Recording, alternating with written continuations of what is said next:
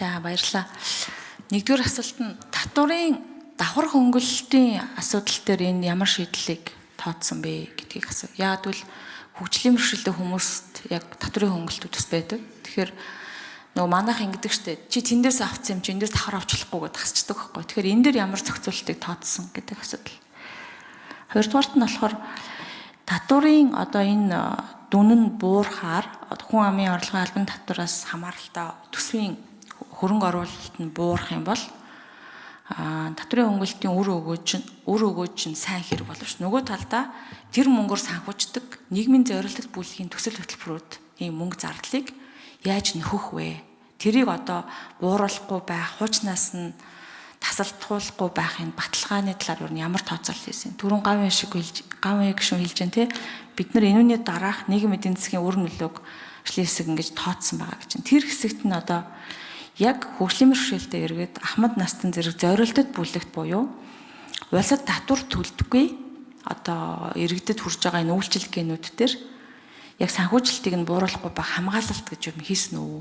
Тэн дээр ямар зүйлийг төлөвлөсөн бэ? Тэгээд би бас тодруулна.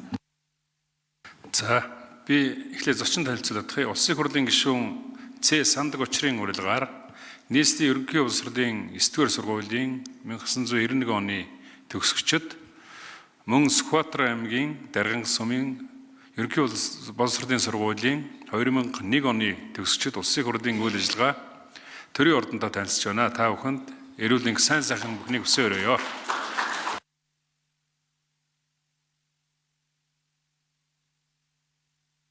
За, Хасварын гайн гишүүн хариулъя.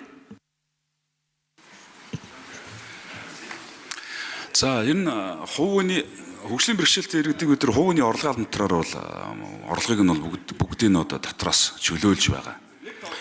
За, цалин үйл ажиллагааны орлого болон бусад бүх төрлийн орлогыг хувийн орлогын татвараас чөлөөлж байгаа. За, нөөтийн тухай хуулиар бол хөгжлийн бэрхшээлтэй иргэний хэрэглэн зориулсан тусгай зориултын хэрэгсэлж байт юм уу, тоноод төхөөрөмж юм, авт тээврийн хэрэгсэл бүгдийн нөөтөөс татвараас чөлөөлдөг.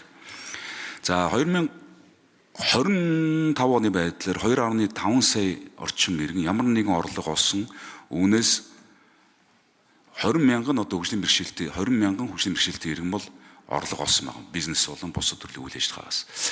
За цаашдаа яах вэ гэдэг асуултыг та асууж явах шиг байна. За тэр бол одоо энэ жилийн төсөв өргөн баригдахад бид нар бас энэ хөгжлийн бэрхшээлтэй иргэдийн асуудлаар анхаарлаа хандуулаад явах хэрэгтэй. Ягаад гэхээр урьдчилаад одоо төсөвтэй холбоотой асуудлыг манай татрын ажлын хэсэг шийдэх боломж авахгүй. Бид нар бол зөвхөн төсөвд үзүүлэх нөлөөлөл хардаг, эзэнсд үзүүлэх нөлөөлөл хардаг.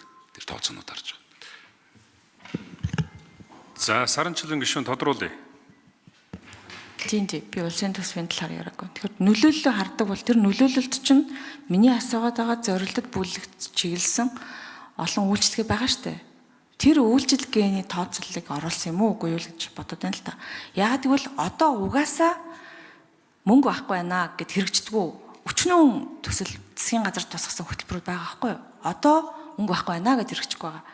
Тэгээ одоо байхгүй байгаанууд нь дахиад яг энэ одоо шилжилтээс болоод бүр байхгүй болох юм шүү дээ гэдэг нэг ийм болгоомжл байгаа учраас би асуугаад байна шүү дээ. За хоёрдугаар нь та нөт дээр ярьж байна. Туслах хэрэгсэл, туслах технологийн жагсаалт одоо гэдэг юм Монголд алхал та. Тэгэхээр яг хөгжлийн бэрхшээлтэй хүмүүсийн хэрэгэлдэг энэ зүйлсүүдээр хөнгөлт байдаг гэж байна. Яг тэрнийхэн жагсаалтыг бас манай татварын албаныхаас мэдээлэл өгөөч. За, татварын албанаас асууж. Та эхлээд хариулж гоо. За, гав гишүүн хариулъя. За, энэ сая өнгөрсөн 3 дахь өдөр ерөнхий сайд бас хэвлэл мэдээлэлээр нөгөө тэтгэврийн бодлого болон халамжийн бодлого болон бусад юмнуудаа бол танилцуулсан. За түүгээр бол одоо нийтдээ 2.2 их 80-аад 2.4 их 80 шахуу төгрөгийг тэр одоо чиглэл рүү нэмж зарцуулах асуудал бол ирсэн байна. За татрын хөнгөлтүүдийг үзүүлснээр бол энэ 2.2 их 80-аад бид нар төсвийн орлогыг алдах боловч гэхдээ яг энэ хэмжээгээр 9 сард улсын төсвийг өргөн барихтаа засгийн газрын бүтэц болон бусад асуудлаар бас хэмнэлтийн асуудлыг ерөнхий сайд бас хэв мэдээлэлээр бол ярилцлаганд өгсөн байгаа. Тэгэхээр бол одоо бидний нөгөө тэтгэврийн багц хууль, нийгмийн даатгалын багц хууль, энэ халамжийн хууль болон улсын төсвийн хуулиудаа харах хэрэгтэй болно. За миний ойлгож байгаа энэ халамжийн чиглэл болон хөгжлийн бэрхшээлтэй иргэд болон тэтгэврийн чиглэлээр бол нийт энэ 2.4 их 80 гэж санаад байна. 2.4 их 80-ыг нэмж зарцуулахаар одоо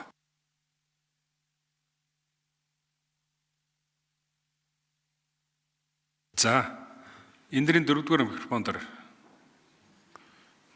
хариулъя.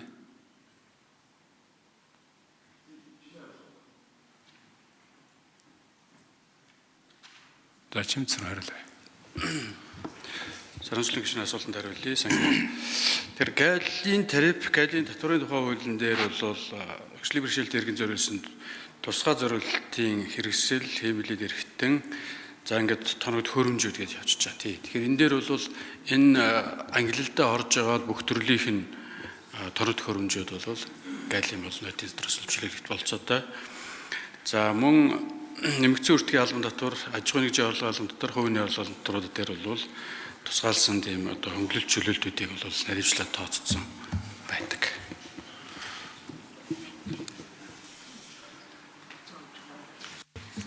За даваа хүүгийн пүрэв даваа гişүүн